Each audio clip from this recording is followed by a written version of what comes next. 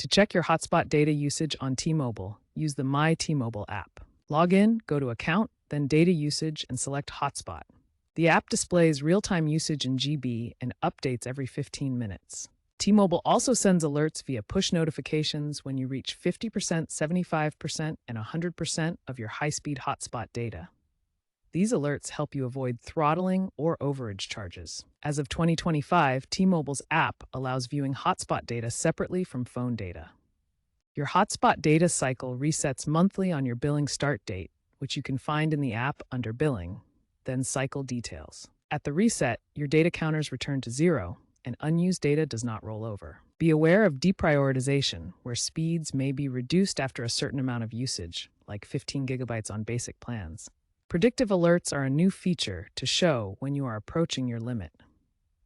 If you run out of high-speed data, consider purchasing add-ons through the app.